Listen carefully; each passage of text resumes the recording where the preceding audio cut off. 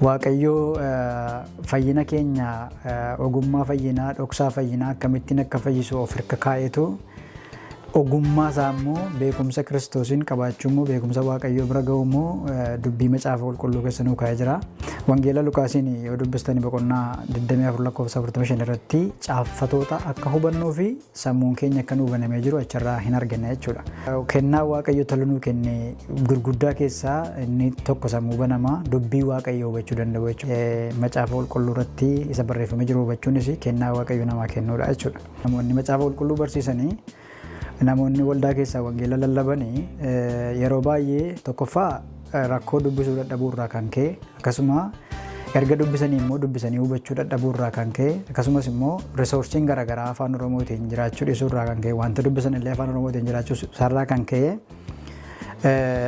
macaafa Ibrootaa kana gaafa qayyabatanii waan achi keessatti barreeffamee jiru akkaataa galumsa isaa kaayyoo isaa dhugaa isa oriijinaalii yookaan kaayyoo isaa ganamaa kaayyoo macaafichi barreeffameef isa ganamaa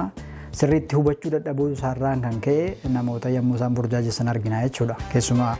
ergaalee macaafa Ibrootaa irratti barreeffamanii jiran kan ergaa akka boqonnaa 6 lakkoofsa 4 ka'ee jiru akkasumas immoo boqonnaa 10 irratti kan barreeffamee jiru